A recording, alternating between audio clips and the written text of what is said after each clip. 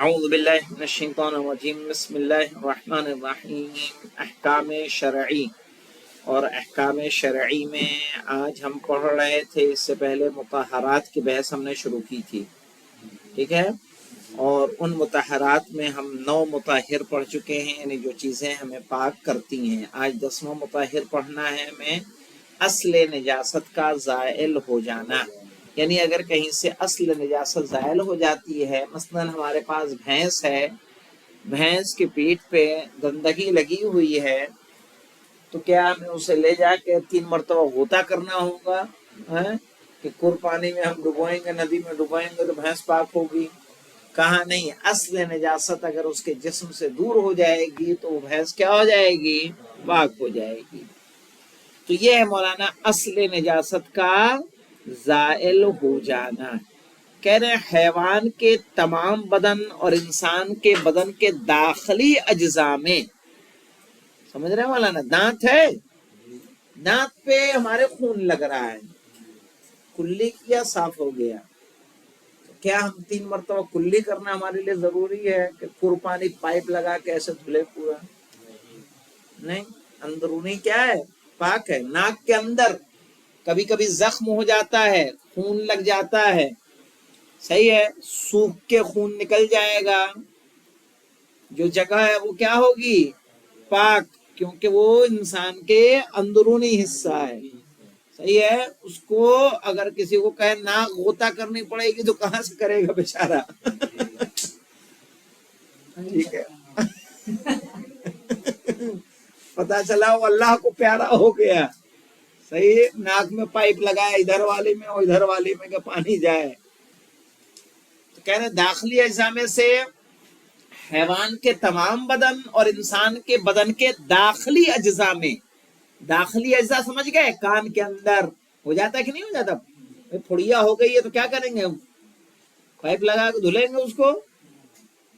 کرتا ہے کوئی؟ جہاں خون چھوٹ کے نکل گیا وہ کیا ہو گئی؟ پاک ہو گئی۔ اجزاء میں نجاست خود بخود زائل ہو جائے تو بدن کیا ہو جاتا ہے؟ پاک ہو جاتا ہے۔ جس طرح آنکھ کے اندر نجس دوا یا منہ کے اندر خون کا قطرہ تحلیل ہو جائے تو آنکھ منہ کیا ہوتے ہیں؟ نجس نہیں رہتے، صحیح ہے۔ ایسا نہیں ہے کہ ناک کے اندر زخم ہوا ہے تو ہم نماز نہیں پڑھ سکتے، کہاں نہیں، وہ کہاں ہے؟ اندر ہے، باہر کی طرف نہیں ہے۔ خون اگر بہ رہا ہے، نکل رہا ہے اس میں سے، کوئی حرج نہیں ہے۔ پائخانہ کے مقام سے نجاست پھیلنے نہ پائے تو 3 پتھر وغیرہ سے نجاست کا زائل ہو جانا ہی طہارت کے لیے کیا ہو جاتا ہے؟ کافی ہے۔ مثلاً اگر لیٹرین آپ کو دست نہیں ہو رہے ہیں اور نارمل لیٹرین ہو رہی ہے، 3 پتھر، ایک پتھر لیا بھلے صاف ہو جائے، صحیح ہے، کوئی نجاست کوئی گندگی باقی نہ رہے اس مقام پر، کا دوسرا اور تیسرا پتھر لینا کیا ہے؟ ضروری ہے کہ 3 پتھروں سے آپ صاف کریں، اور نجاست زائل ہو جائے گی تو جگہ پاک ہو جائے گی کہ نجس رہے گی؟ پاک ہو جائے گی۔ پھر مولانا 11 مسلمان کی غیبت، مولانا یہ غیبت مت پڑھ لینا، صحیح کیا ہے؟ غیبت، مسلمان کا غائب ہونا۔ یہاں مراد ہوتا ہے مولانا کہ 2 لوگ ہمارے سامنے غازی اور جون بیٹھے ہوئے ہیں، غازی کا بستر ہے، غازی کے کپڑے ہیں، غازی کا تکیہ ہے، غازی موجود نہیں ہے تو جون ان کے کپڑے تکیے بستر کو نجس سمجھیں گے کہ پاک سمجھیں گے؟ پاک سمجھیں گے۔ ان کے لیے کیا ہے؟ جون کے لیے پاک ہے، بھلے وہ نجس ہو تب بھی وہ کیا ہے؟ پاک ہے۔ ایک مسلمان دوسرے مسلمان کی چیزوں کو کیا سمجھے گا؟ پاک سمجھے گا۔ اگر مسلمان کا کپڑا یا فرش نجس تھا اور دوسرے شخص کو اس کی نجاست کا علم تھا اور اس کے بعد وہ وہاں سے چلا آیا اور واپس آ کر اسے طہارت کے کاموں میں استعمال ہوتے ہوئے دیکھا تو یہ غیر حاضری اس کے پاک ہو جانے کی دلیل بن جاتی ہے۔ ہاں مولانا، ایسا بھی ہو کہ آپ جب یہاں سے گئے تھے، یہ اس سے الگ ہوا جو میں کہہ رہا تھا، کیا آپ یہاں سے گئے، آپ نے دیکھا یہ جگہ کیا ہے؟ نجس ہے۔ مثلا کوئی فرش تھا، کوئی قالین جہاں پڑھتے ہیں، آپ نے دیکھا یہ حصہ نجس ہے، پھر آپ نے واپس آئے، آپ کے آنے کے بعد دیکھا کہ لوگ وہاں بیٹھ رہے ہیں، اٹھ رہے ہیں، مطالعہ کر رہے ہیں، مباحثہ کر رہے ہیں، بیٹھے ہوئے ہیں، تو آپ کیا سمجھیں گے کہ اب کیا ہو گیا ہوگا؟ پاک ہو گیا ہوگا۔ ابھی آپ کہیں گے نہیں نجیس ہے، میں دیکھ کے گیا تھا۔ ارے بھائی آپ دیکھ کے گئے تھے، جب دیکھ کے گئے تھے اس بیچ کیا ہوا ہے؟ پاک ہو گیا۔ صحیح ہے؟ تو پھر سے دیکھیے اس کو مولانا، کہ اگر ہاں، اور اس کے بعد وہ وہاں سے چلا ہے، اگر مسلمان کا کپڑا یا فرش نجس تھا اور دوسرے شخص کو اس کی نجاست کا پتہ تھا، اور اس کے بعد وہ وہاں سے چلا ہے اور واپس آ کر اسے طہارت کے کام میں استعمال ہوتے ہوئے دیکھا، تو یہ غیر حاضری اس کے پاک ہو جانے کی دلیل بن جاتی ہے، بشرطے کہ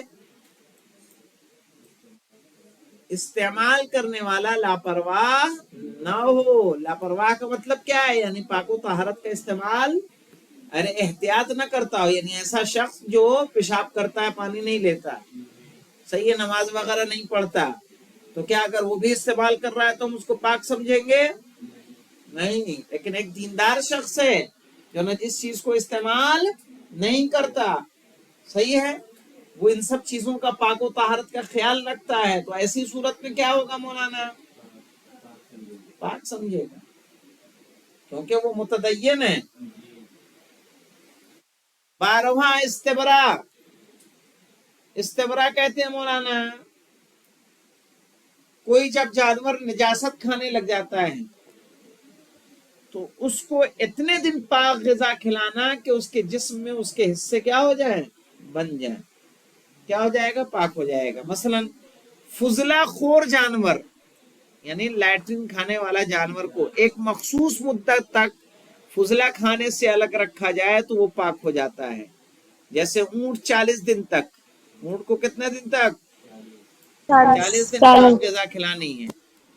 بیل 20 دن تک، بھیڑ بکری 10 دن تک، بطخ 7 روز تک، اور مرغی 3 روز تک۔ آپ کی مرغی کو آپ نے دیکھا کہ انسان کا آدمی کی لیٹرین کھا رہی ہے، آپ کیا کریں گے؟ اس کو بند کر دیں گے 3 دن تک تاکہ پاک غذا کھلائے۔ 3 دن بعد کیا ہو جائے گی؟ پاک۔ آپ نے دیکھا کہ آپ کی بطخ تو کئے دن بطخ کو؟ 7 دن، بھیڑ بکری کو 10 دن، گائے کو 20 دن، اور اونٹ کو 40 دن۔ 13واں اور آخری مطہر ہے مولانا، ذبیحہ سے بقدر متعارف خون کا نکل جانا۔ بقدر متعارف سے مراد ہے مولانا اتنا جتنا عام طور پہ ذبح کرنے کے بعد نکلتا ہے۔ تو اگر کسی جانور کو ہم نے ذبح کیا، ذبح کرنے کے بعد جو خون بہتا ہے، عام طور پر جانوروں سے اتنا خون بہ جائے تو جو جسم کے اندر خون رہ جائے گا وہ کیا ہوگا؟ پاک ہوگا، کہ اسے نجس کہیں گے ہم۔ جیسے جانور کو ذبح کرتے ہیں، خون بہ گیا، گڈھے میں ہم نے اس کو ڈال دیا، اب جب ہم اس کی بوٹی بنانے کے لیے جانور کو لے کے آتے ہیں تو بوٹی بنانے میں اندر خون لگا رہتا ہے نہیں لگا رہتا ہے؟ تو اس کو کیا کریں گے؟ نجس سمجھیں گے کہ پاک سمجھیں گے؟ پاک سمجھیں گے، صحیح ہے، لیکن اتنا نکل جانا چاہیے کہ کیا ہے؟ متعارف۔ لیکن کیا کسی کا بھی ایسا ہوگا مولانا؟ کتا ذبح کریں گے، متعارف خون نکل جائے گا تو پاک ہو جائے گا؟ نہیں، کہنے نہیں، ہم نے تو اس کو حلال طریقے سے ذبح کیا ہے، قبلہ رخ کیا تھا ہم نے کہا، جو وہ کیا ہے؟ اصل نجس ہے، وہ عین نجس ہے۔ یہ کس کے لیے مولانا؟ وہ جانور جو حلال گوشت ہے، جانور کے اندر باقی ماندہ، کیا مطلب ہوتا ہے باقی ماندہ؟ یعنی جو باقی بچ جائے، جانور کے اندر باقی ماندہ خون کو پاک کر دیتا ہے، بشرطے کہ جانور کیا ہو؟ حلال گوشت ہو۔ اس کے بعد انشاءاللہ احکام بیت الخلا آئے گا۔ والحمدللہ رب العالمین۔